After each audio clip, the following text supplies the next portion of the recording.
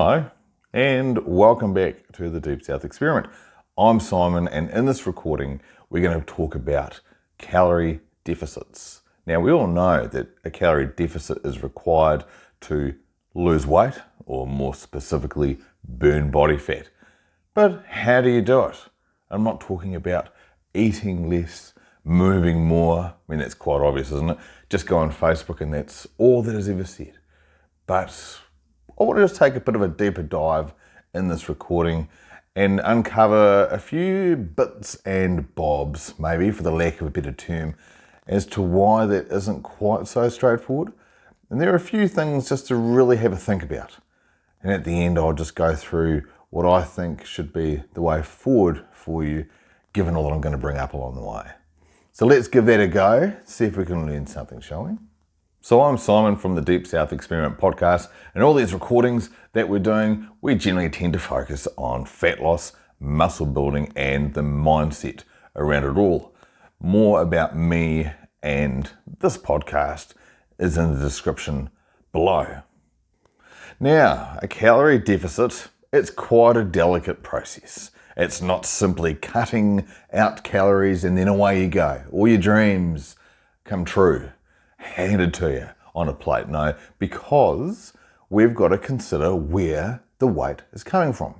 So body fat, muscle mass, bone density, water, all of these things are something the body can pick and choose from, and we want it to preserve muscle mass.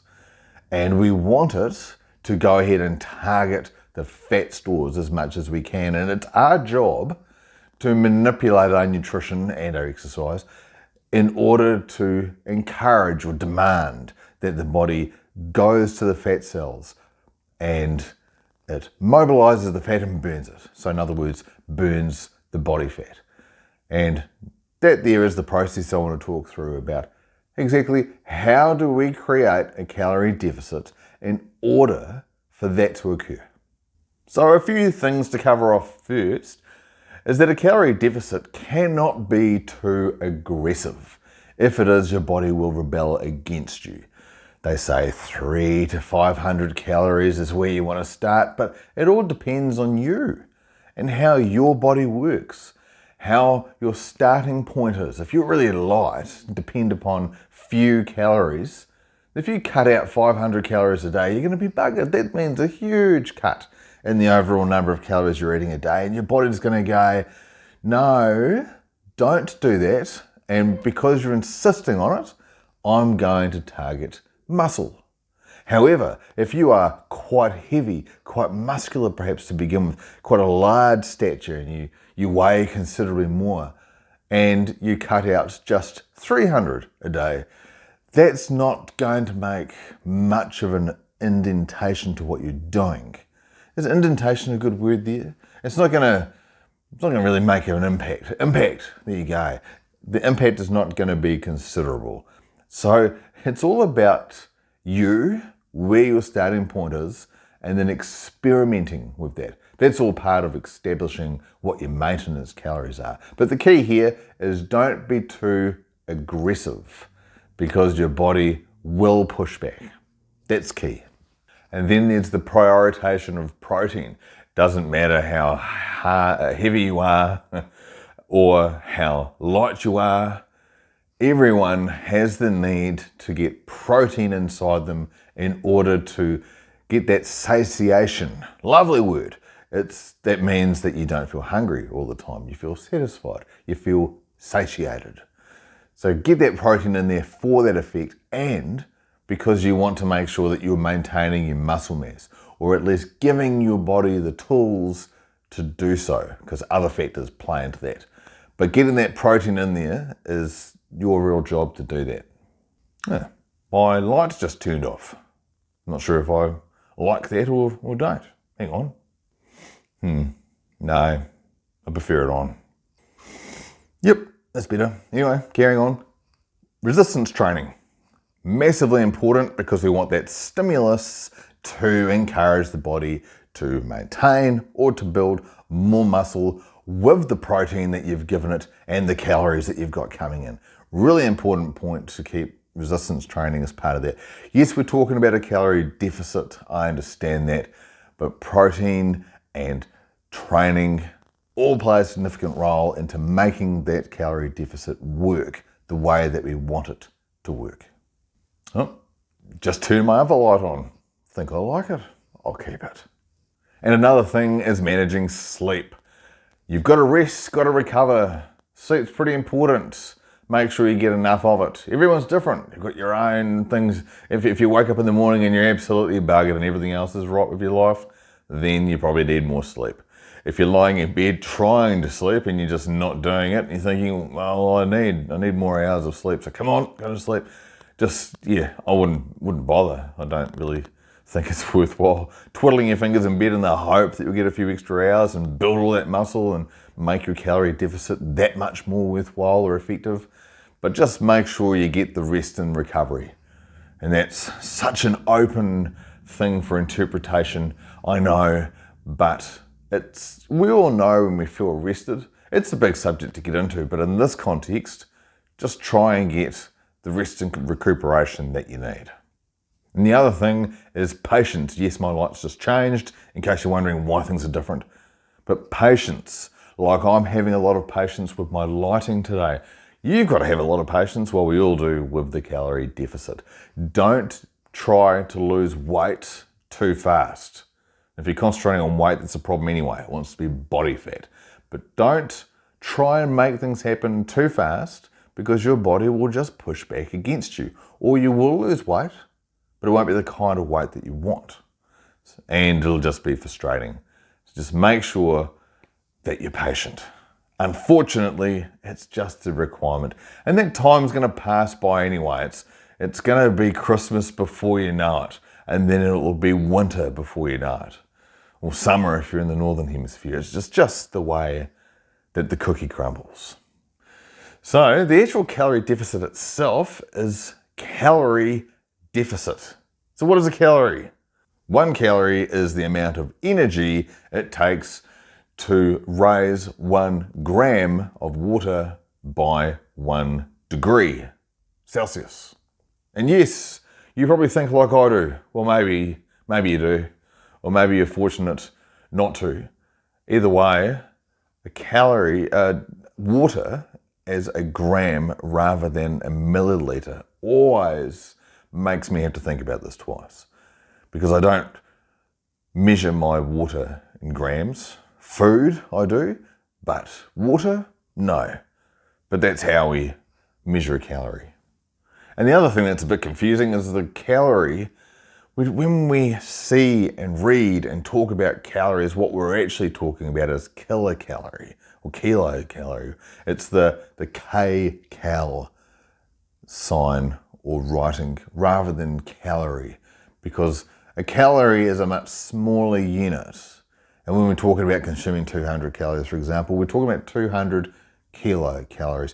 So that's just a weird detail there to bear in mind. And so now this is where all the trouble begins, where the eyebrows start getting raised, just like the people's champ. Shout out to The Rock, raising an eyebrow or two over the decades. Love it. And that is that we have to trust the numbers in order to create the calorie deficit. Makes sense, right? We look at the packaging and the labels and we go, oh, I need X amount of protein there, and the calories I'm consuming, I add that up, and how many grams of carbohydrates, fats, sugar, all of this stuff, we kind of place a default reliance on. We just assume that everything is hunky-dory and that the numbers that we're given are ones that we can trust and not even have to question, don't even think twice about it, right? We look at the package and go, yep, that's it. How many times we looked at the package and gone, is that right? Certainly isn't something that I always do. I should do, but I don't. Anyway, that leads us to this problem. So there are some international food standards that govern what are on our food labels. So I'll go through a couple of these and might be of interest to you. So in the United States, you've got the FDA, Food and Drug Administration. Heard of that many, many times over the years. Wonder why. And then we've got the European Union, the food and information to consumers, the FIC. What is that, a FIC?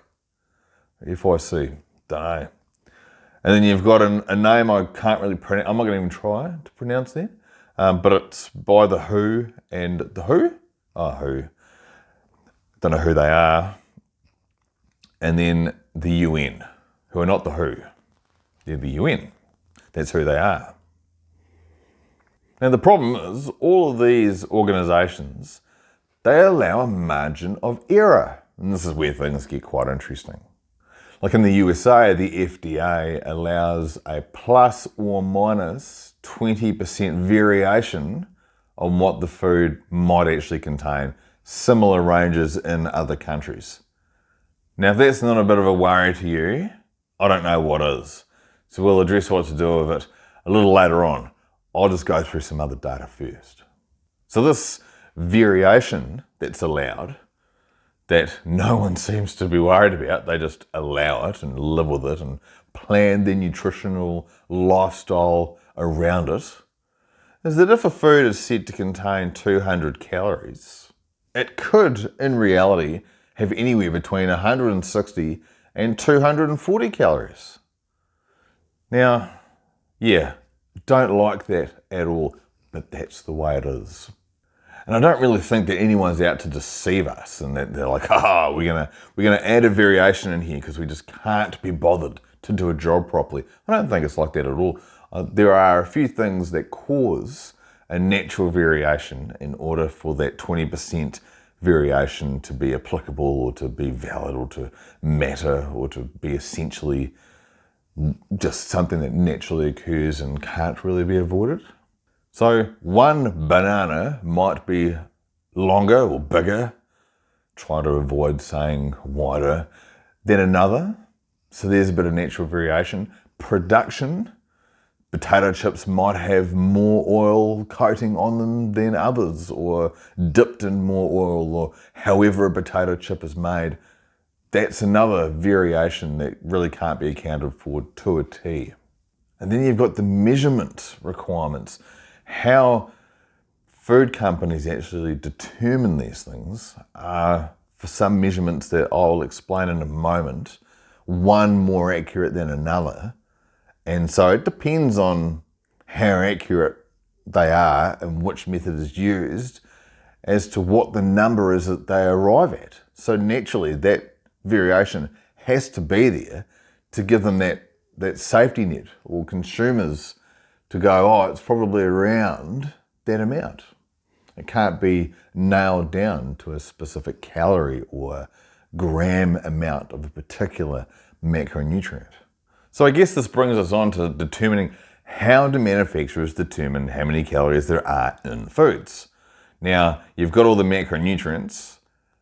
Protein contains 4 calories, as does a carbohydrate. Fat contains 9. And so therefore manufacturers know the amount of macronutrients there are in foods. I'll tell you how that's determined a little later on.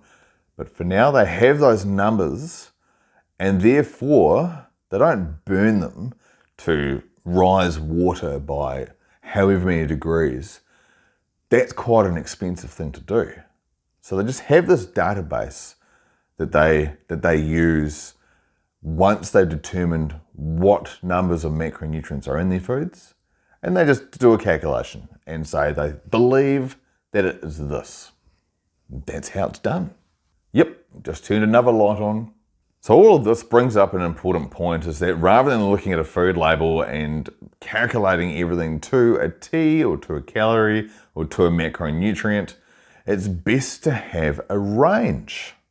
A range because your body is very unique. It varies in many different ways, how much you eat, how you process calories, how much you're moving throughout the day, and also the food that you're consuming you can't accurately calculate for the reasons that I've gone part of the way to explaining. So therefore, having a range of what you believe you're eating and what you believe you need, and hopefully you'll keep somewhere close to that range, that allows you just to have a bit of a clear conscience and not freak out about it and just know that what you're doing is there or thereabouts. And if you are 10 to 20% off, it doesn't matter because your food's probably 10 to 20% off. So you're either going dramatically one way or you're putting yourself right back into the driver's seat, being where you want to be. It's a risky call. But who knew all this variation occurred? All you want to do is create a calorie deficit, right, and lose a bit of body fat. But there's all these things we need to think about. And then in Australia and New Zealand, where I'm from, there's another organisation. What is it? We're looking at this, the Food Standards Australia, New Zealand, so FSANZ. And they've outlined a food standards code. And this code outlines some very clear requirements of food labelling. And interestingly enough, they do not require a 20% margin either way.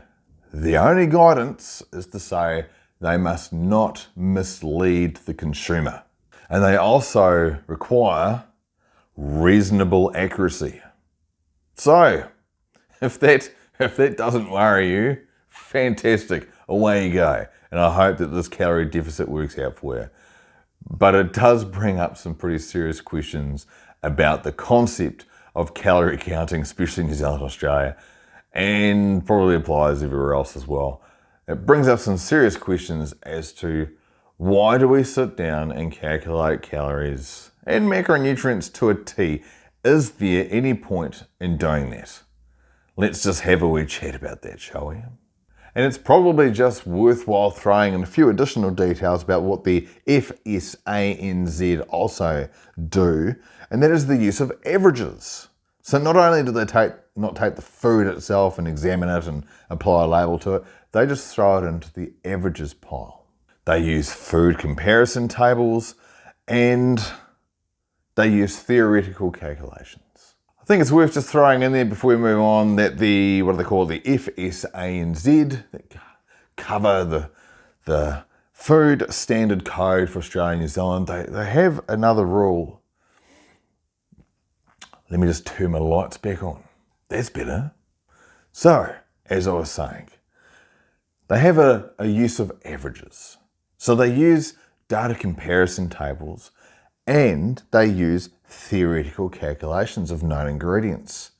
So, yeah, it just gets better, doesn't it? The accuracy, so long as it is not misleading and it is using reasonable accuracy, just fine. But for you and I that are trying to calculate our food deficit, throws a bit of a spanner in the works, doesn't it? So let's figure out how to use all this and what to do with this conundrum.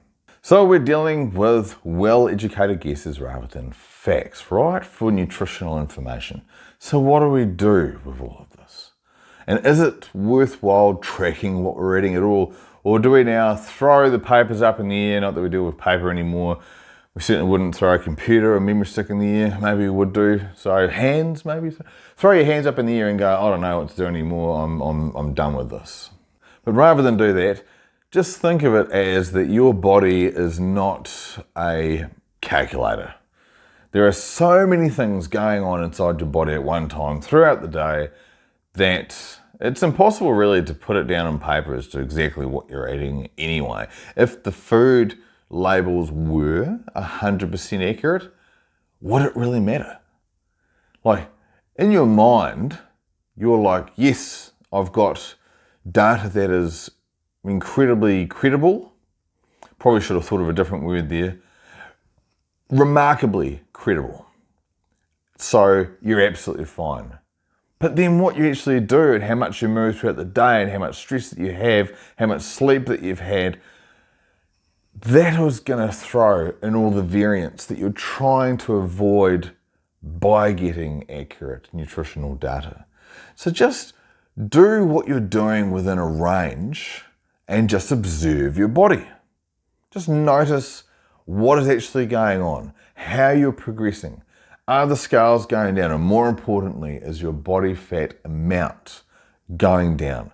Just adjust as time goes on, little tweaks here and there. And then you don't really have to worry about the absolute accuracy of the data that you have, and if you're putting the absolute right amount of calories into your body, because there's just no way of measuring it. And if you're going out and exercising, be it resistance training or cardio, which there should be at least one of, not cardio, then again, it's so hard to determine how many calories that you're burning, is that you've just got this collection of variables that you have to make sense of. So the calories and the food labels are the least of your worries in that respect. It's all about your approach and the mindset that you've got to the problem as a whole, rather than are you eating the correct number of calories. Just be within that range that you think is correct, because the food industry puts you out by 10 or 15%. The calories that you think that you're burning might be 10% or 20% more or less than you think. But if you've got a range that you want to be in, and your physical appearance is changing for the better, the scales are doing the right thing, or the body fat composition monitor is showing you what you want to see, there you go, you're there. Plus, this is the approach that Olympic athletes take, or maybe not Olympic athletes, but just athletes take. Their coaches monitor their performance. They monitor what their body weight is doing. And nothing is adjusted on one meal or the result of a day's worth of eating. It's all adjusted over time, trends that are developed, and you can do exactly the same thing.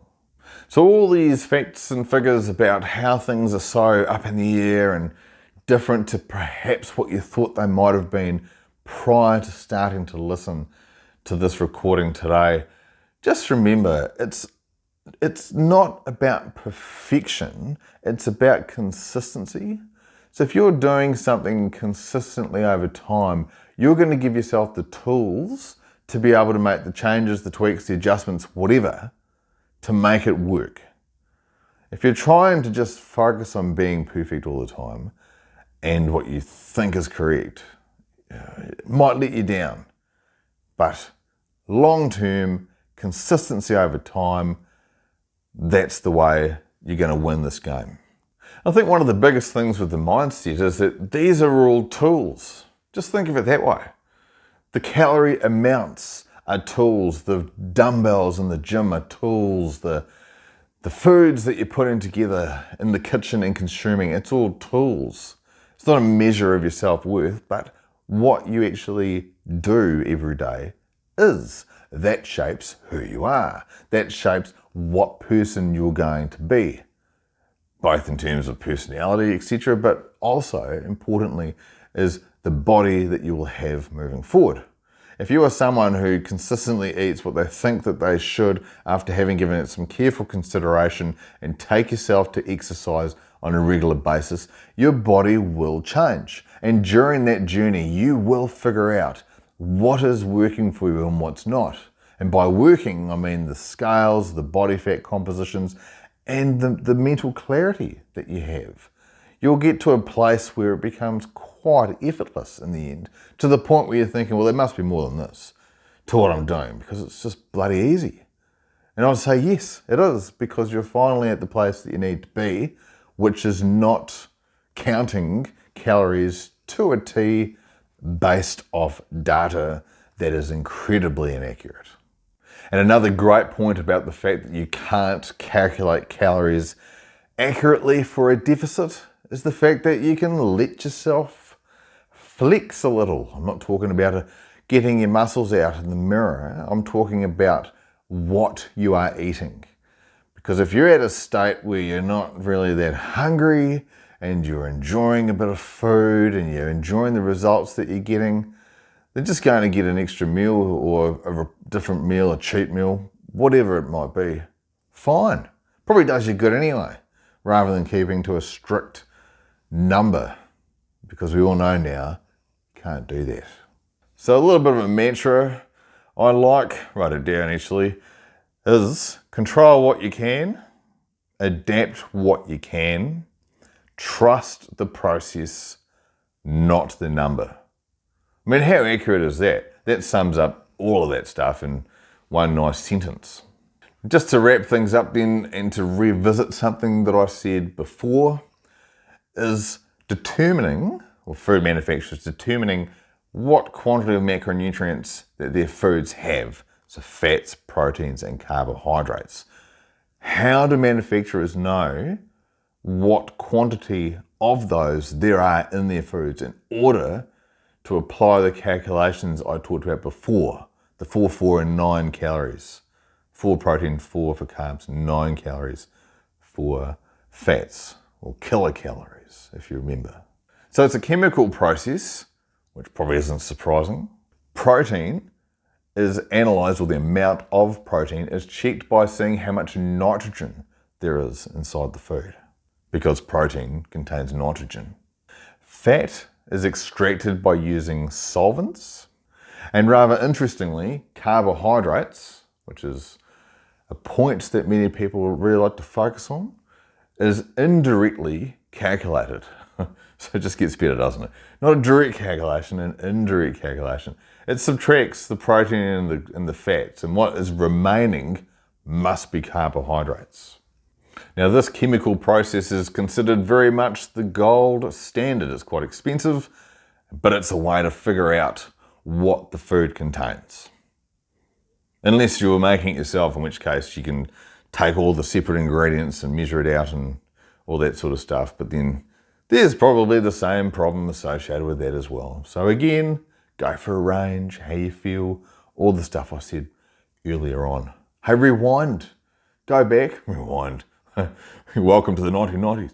Rewind or skip backwards and rewatch.